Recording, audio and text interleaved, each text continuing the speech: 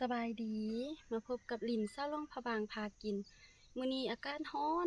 เอาแท้เอาว่าพี่น้องก็เลยคิดยากแบบกินตำส้มเผ็ดๆนัวๆเนาะเริ่มกินกันเลยผักกับเฮาก็มีหลายอย่างเนาะมีแบบตามที่เห็นเลยกินข้าวจักคำห้องท้อง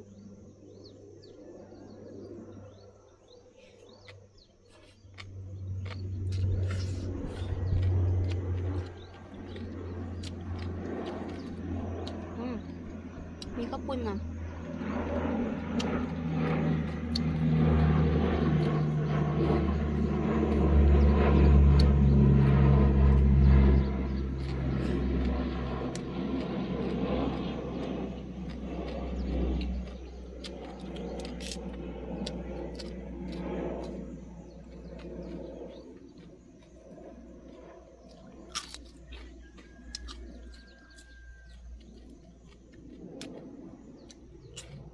จืนปลาทูมานำแก้เผ็ด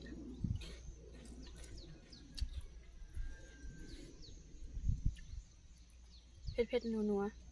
ๆกินนำกันเด้อ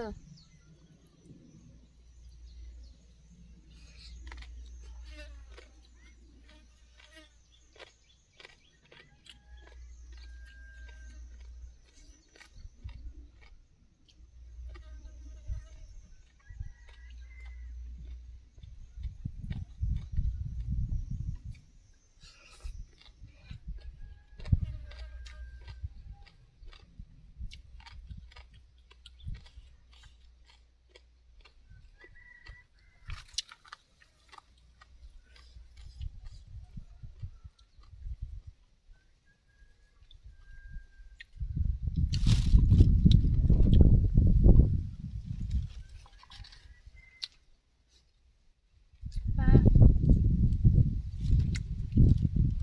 เผ็ด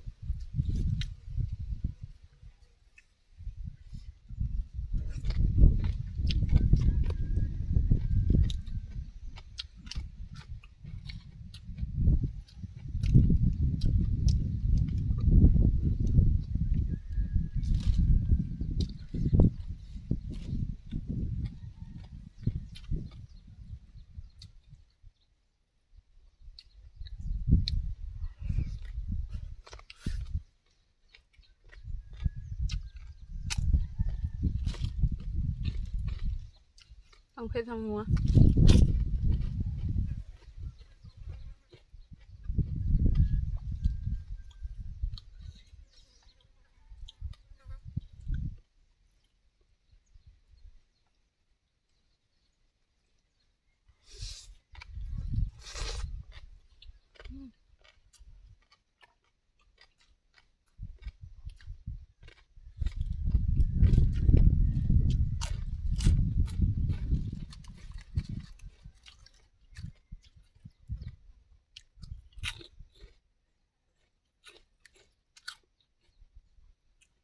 พี่น้องพากันกินข้าวสวยแล้วบ่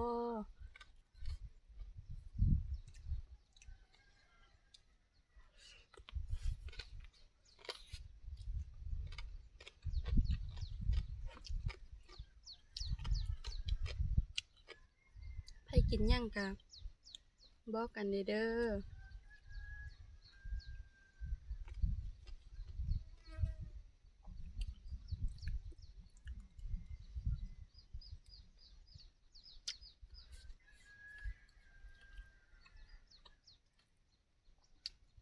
ปลาบด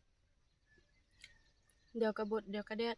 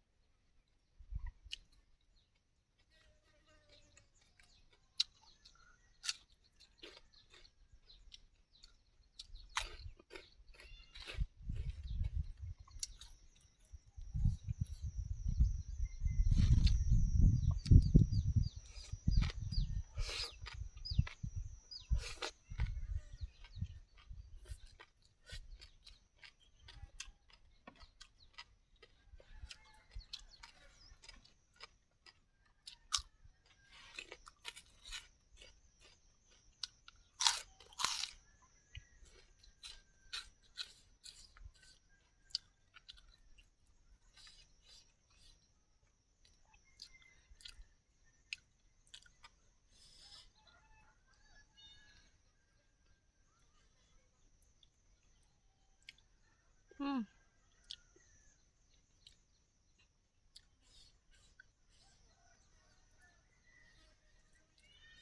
บ่ถูกกับมัน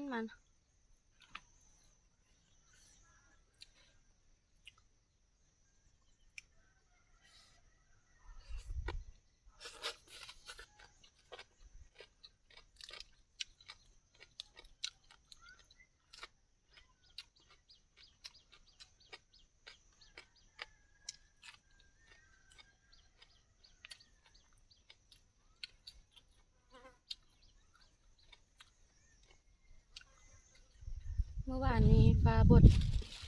คือฝนสิตกเลย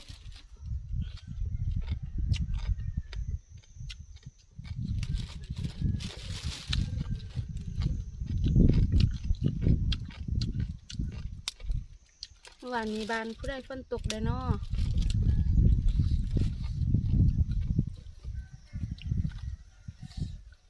เมื่อวานนี้บ้านเศร้าฟ้าบดละลาเนาะ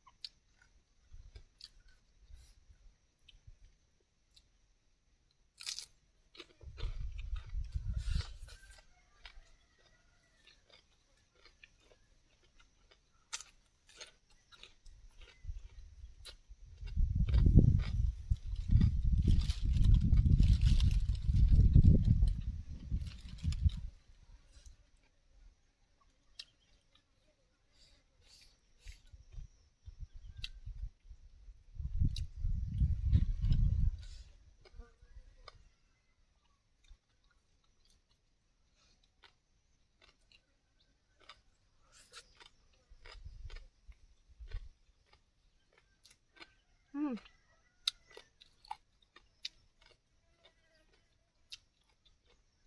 เผ็ดคัก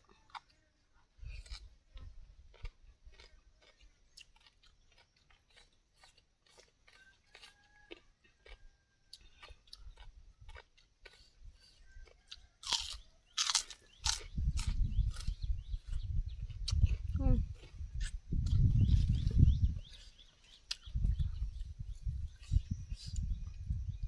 อืม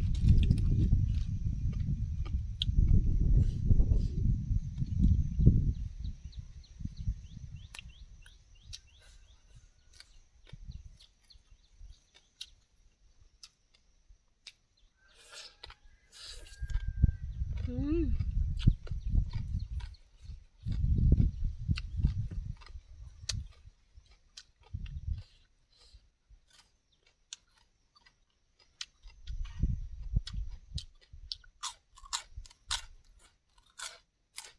อืม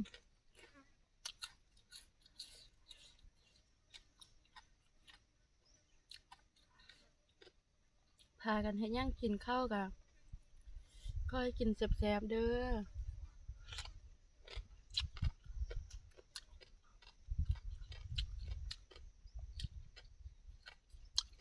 ส่วนผู้ใดที่ยังบ่ทันกินข้าวกะ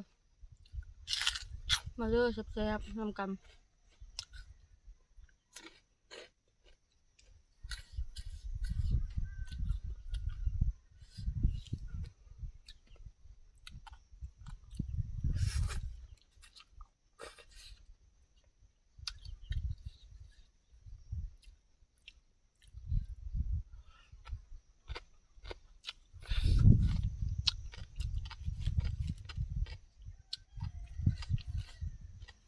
ข้าวสวย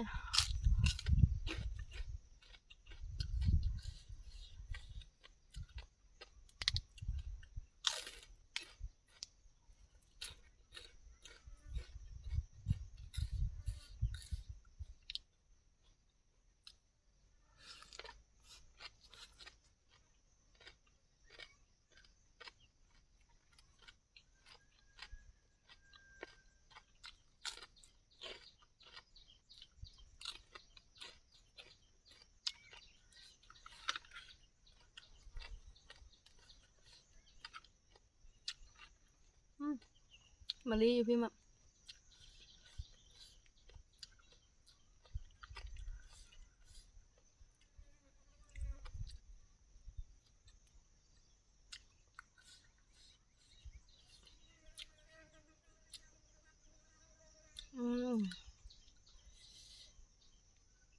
ฮอนๆแบบนี้กินตำส้ม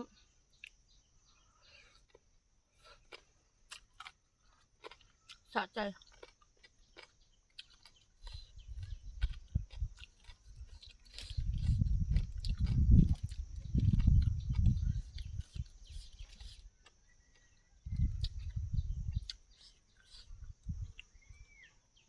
ตำเผ็ดๆ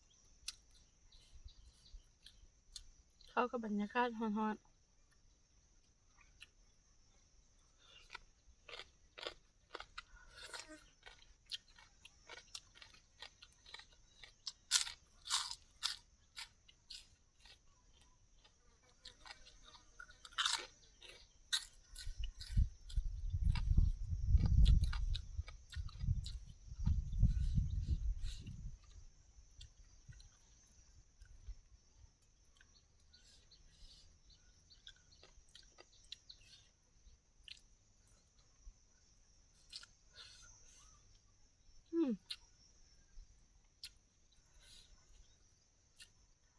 ปลาทูนี่ก็มันไปจะแซ่บ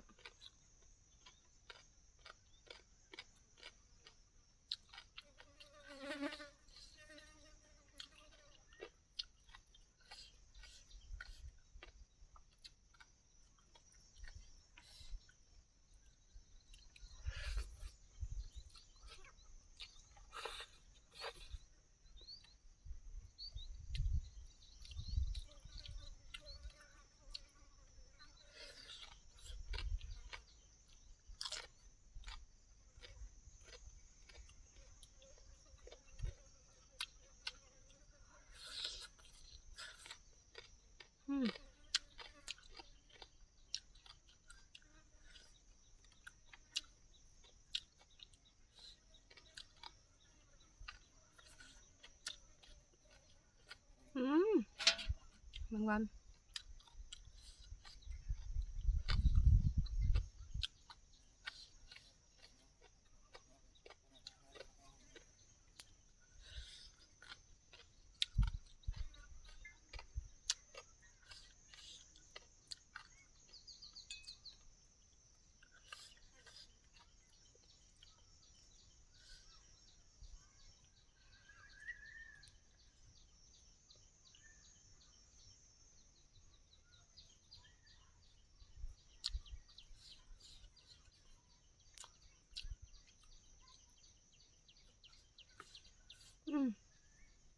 เอาอิ่มสะใจคัก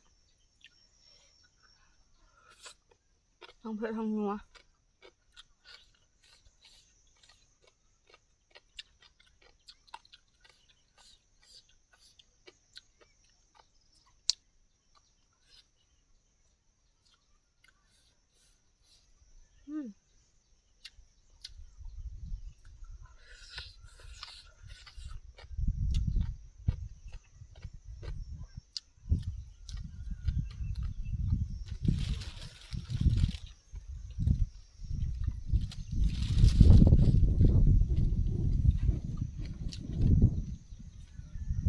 อิ่มครับ